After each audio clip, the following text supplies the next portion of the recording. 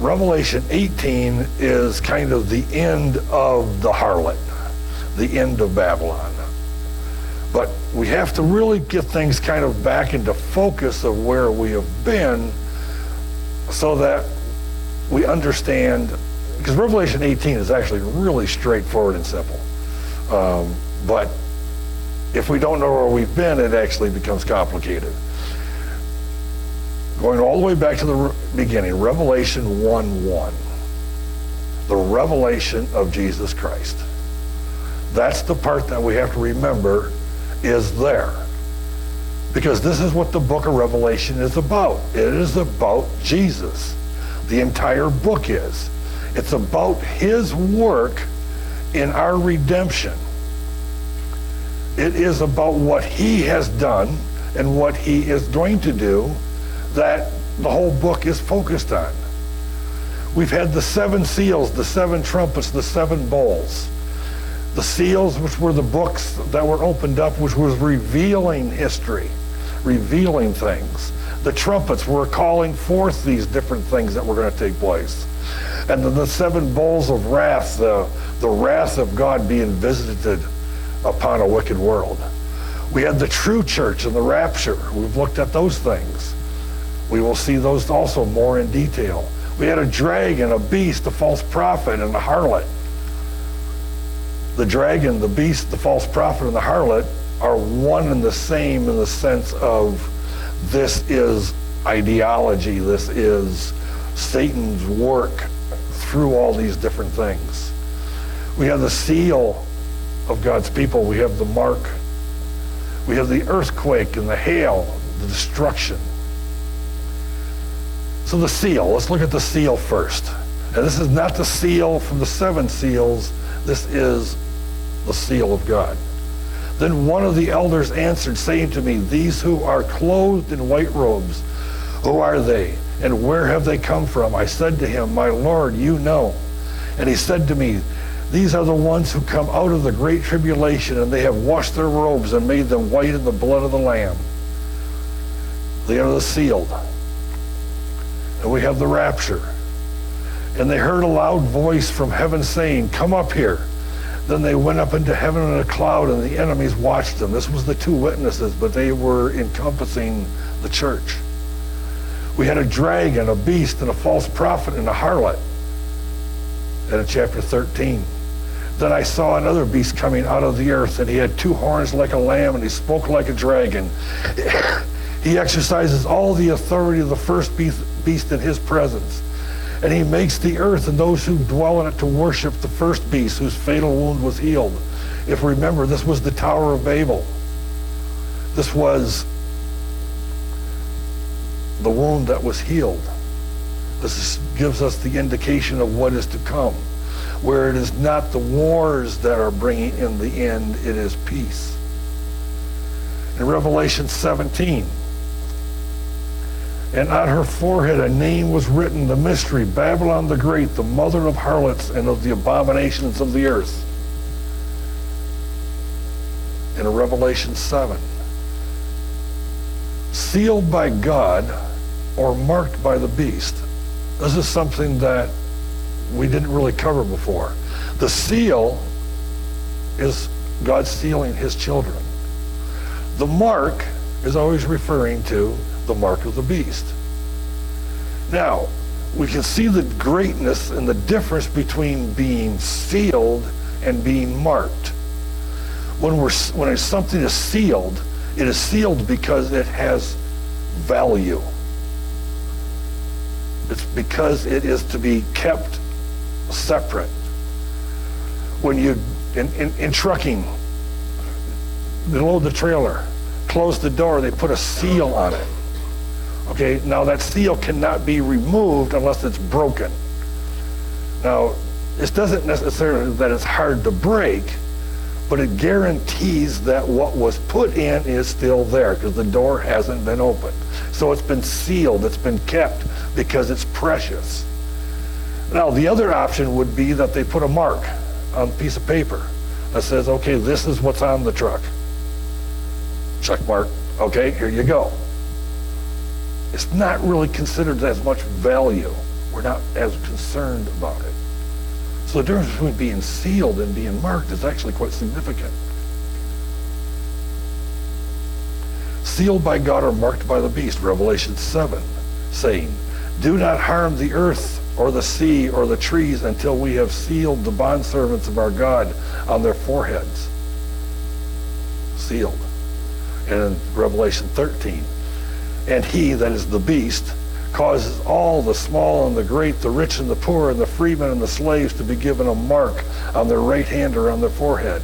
It's the mark of the beast.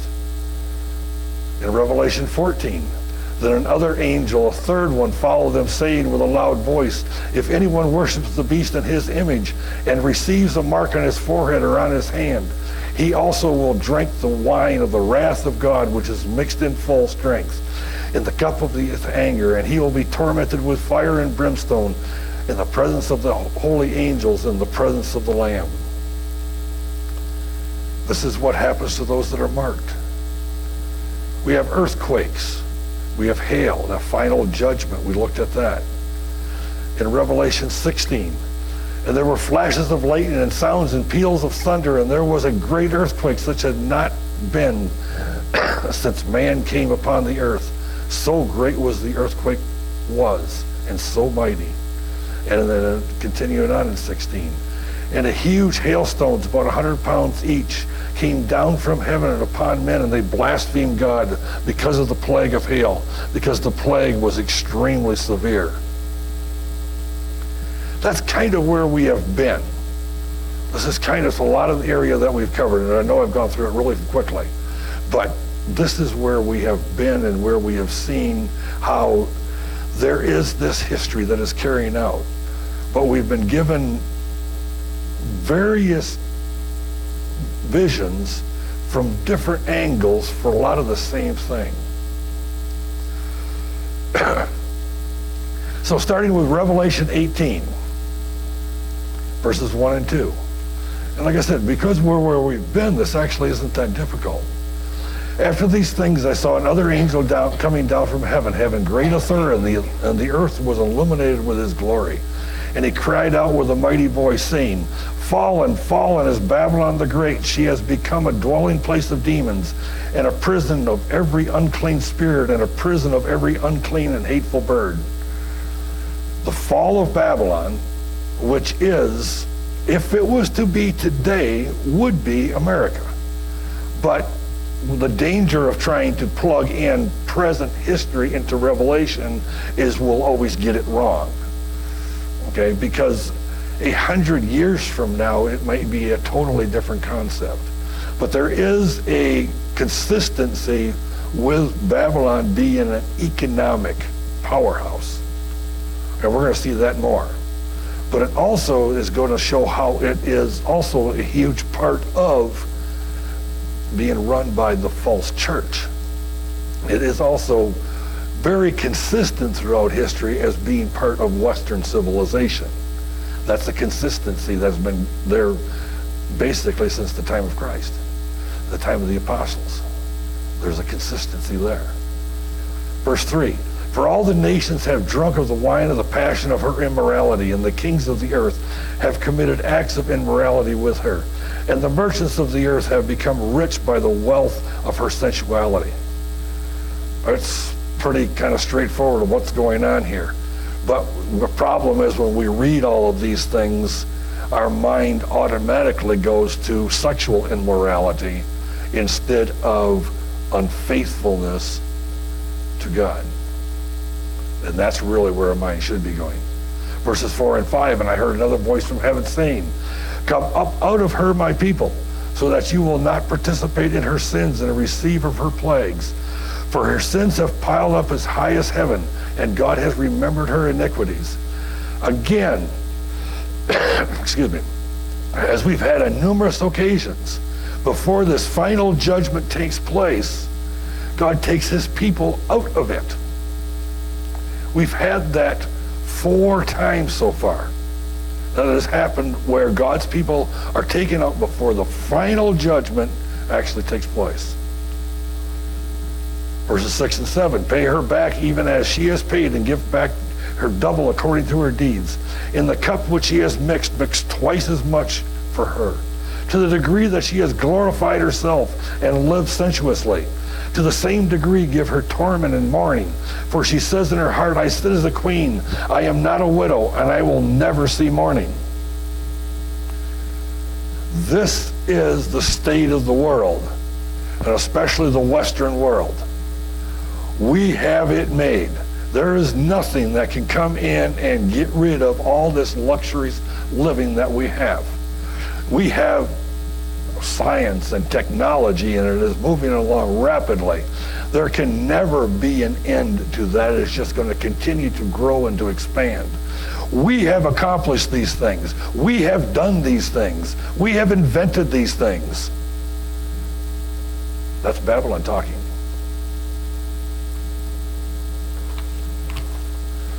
In Luke chapter 12, Jesus is telling a parable. And the master and the slave will come on one day when he does not expect him, and at the hour he does not know, and cut him in pieces and assign him a place with the unbelievers. And that slave who knew his master's will and did not get ready or act in accord with his will receive many lashes. But the one who did not know it and committed deeds worthy of a flogging will receive but few. From everyone who has been given much, much will be required. And to whom they entrusted much, to him they will ask all the more. This is the danger of coming to church. It is. And ignoring what you're being taught, ignoring the teachings.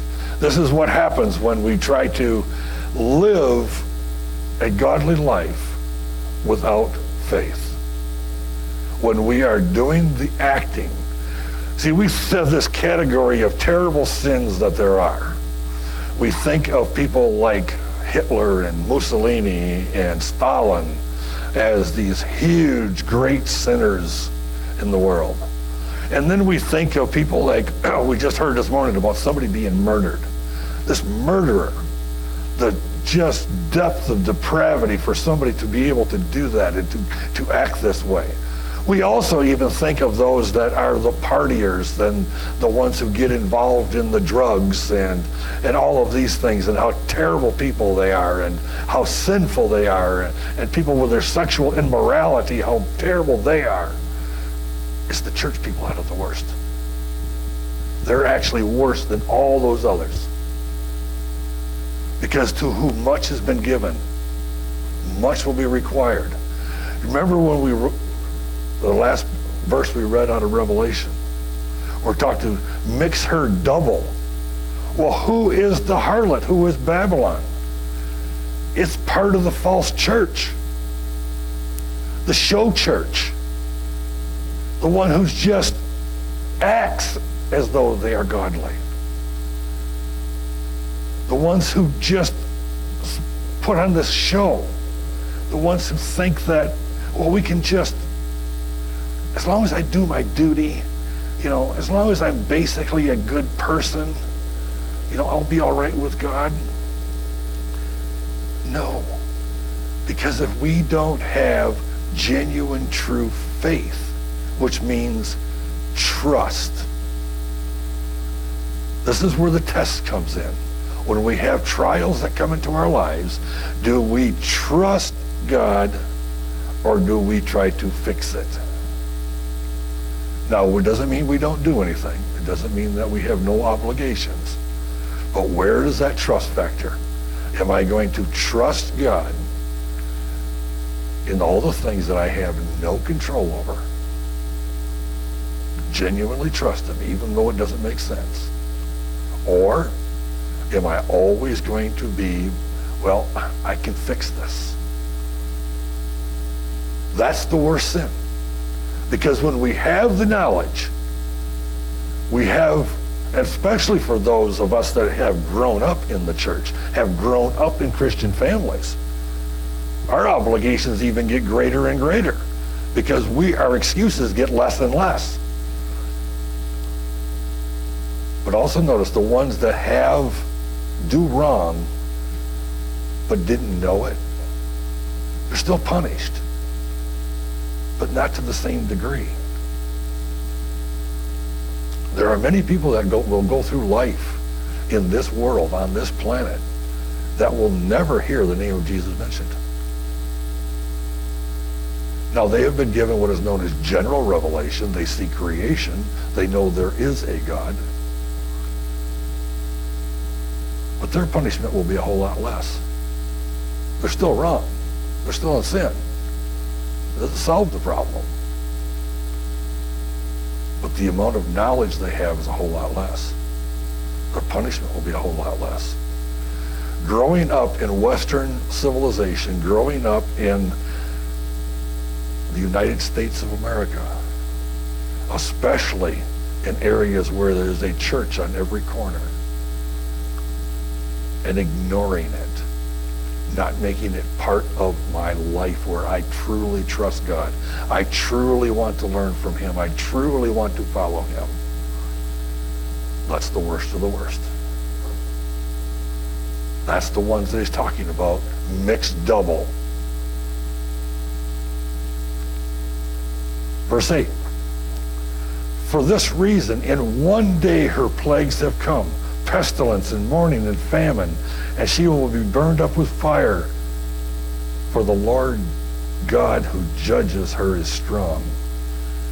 Here we see this calamity coming quickly. It says in one day. As we continue through, we're going to see it's actually going to be shortened down to 1 hour. Now, it doesn't literally mean one day, and it doesn't literally mean 1 hour. It just means that very quickly it's going to happen. Verses 9 and 10. And the kings of the earth who committed acts of immorality and lived sensuously with her will weep and lament over her. And when they see the smoke of her burning, standing at a distance because of the fear of her torment, saying, woe, woe, the great city, Babylon, a strong city. In 1 hour your judgment has come. See, all of a sudden now it's down to 1 hour. Okay? It's just, again, quickly. This economic powerhouse will collapse. This passage, this chapter is so strong in showing that this is talking about the economy and the collapse of it. And that's why I said, if it was today, if it was in our period of history this would happen, it would be the United States. I do not say that the United States is the one they're talking about, because I don't know when this is going to happen, and I don't know what the world's going to be like then. But we can use that to kind of get our mind wrapped around. If the economy of the United States would collapse, the economy of the world would collapse. That's a fact. The world cannot exist right now in the way that we are without the United States. The economic systems all over the world would collapse. What it's going to be at this time, I don't know. It might be Germany as the superpower at that time. I have no idea. Doesn't matter. Growing up, y'all have heard of America what we lost. In the last 10 years, I've heard America being Yeah, and like I said, I'm not placing it in here. I know. And I can see how easily you can be swayed into, but whenever we try to interpret the book of Revelation in the time we are living, we are missing things, because it has to be true through all time. Verse 9 and 10. And the kings of the earth, I think I read that one already. Okay, let's try 11 and 13. Okay, 11 through 13. And the merchants of the earth. Okay, we got the kings, now we have the merchants. The earth will weep and mourn over her, because no one buys her cargoes anymore. The cargoes of gold and silver, of precious stones and pearls and fine linen, and purple and silk and scarlet, and every kind of citron wood, and every article of ivory and marble, and cinnamon and spice and incense and perfume and frankincense and wine and olive oil and fine flour and wheat and cattle and sheep, and the cargoes of horses and chariots, of slaves and human lives. See how it's all about economics? It's just listing all the things of economics. Verses 14 and 15. The fruit you longed for has gone from you, and all the things that were luxurious and splendid have passed away from you, and men will no longer find them. The merchants of these things who became rich from her will stand at a distance because of the fear of her torment, weeping and mourning. Verses 16 and 17, saying, Woe, woe, the great city, she who has clothed her fine linen, purple and scarlet, and endured with gold and precious stones and pearls. For in 1 hour, again we get the 1 hour, such a great wealth has been laid waste, and every shipmaster and every passenger and sailor and as many as make their living by the sea stood at a distance. The economic collapse is continuing full force because you've shut down the world's economy.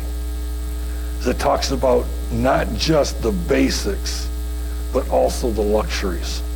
They're gone. 18 and 19. And were crying out when they saw the smoke of her burn, saying, What city is like the great city? And they threw dust on their heads, and they were crying out, weeping and mourning, saying, Woe, woe, the great city, in which all who had ships in the sea became rich by her wealth, for in 1 hour has been laid waste. Verse 20. Rejoice over her, O heaven, and you saints and apostles and prophets, because God has pronounced judgment for you against her. This destruction is for God's people. The judgment has come.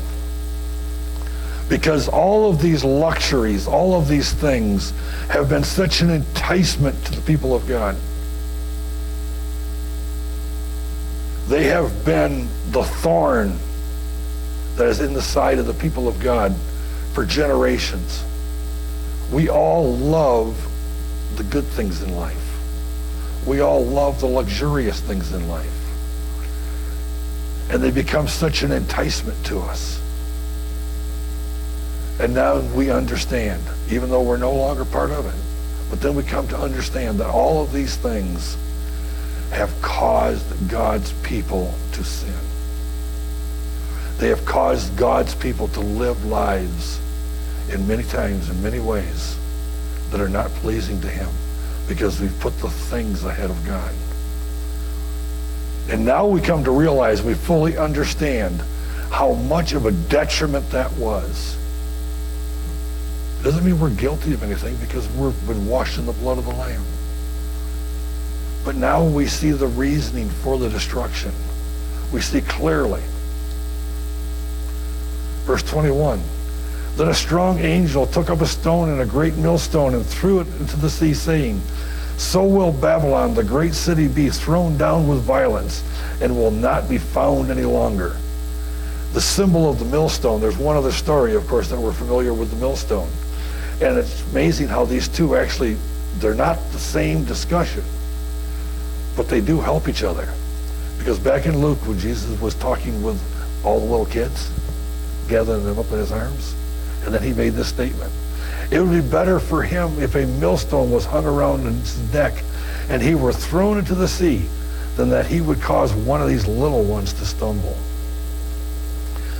See, the analogy that Jesus is pulling from the millstone about if you do something against these little children. Old Sunday school song, red, yellow, black, and white, they are precious in his sight. Jesus loves the children of the world. There is no doubt that children definitely have a place in the heart of God. And if the children have a place in the heart of God, can you imagine what it is for those that harm the children to fall in the hands of an angry God? Verse 22 and 23, And the sound of the harpist and the musician and the flute players and the trumpeters will not be heard in you any longer. And no craftsman of any craft will be found in you any longer. And the sound of the mill will not be heard in you any longer. And the light of the lamp will not shine in you any longer. And the voice of the bridegroom and the bride will not be heard in you any longer. For your merchants were the great men of the earth, because all the nations were deceived by her sorcery. Entertainment, gone. Manufacturing, gone. Food production, gone. Electricity, lights, gone. And the desire to start a new life is gone. Verse 24. And in her was found the blood of the prophets and of the saints and of all those who had been slain on earth. In this great city of Babylon, which is civilization itself, there is found the blood of the prophets and the saints. Because there's this constant war going on. It has been going on a long, long time. The world has a hatred towards the true church. And the false church is in the forefront of the mocking of the true church. There is this animosity, but that's because you have on the one side the beast and the false prophet and the harlot. And on the other side you have the children of God. They're saved. They're forgiven. But they're going to go through a tribulation. And they're going to go through trials. And to a large extent, we don't understand why, other than the fact of, because God has so ordained it. And it is for our benefit and his glory. In Joel 2, and rend your heart and not your garments. Now return to the Lord your God, for he is gracious and compassionate, slow to anger, abounding in loving kindness, and relenting of evil.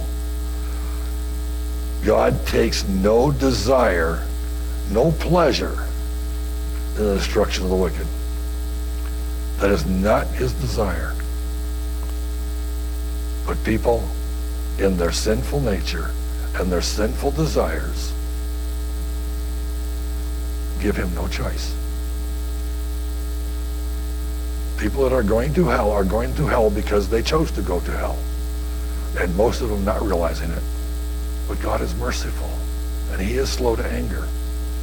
Why do you think the world still exists yet today? He's had every reason to destroy us long ago. But there still are those that he has called since before the foundation of the world. And until that last one, he will wait. And we will wait with him.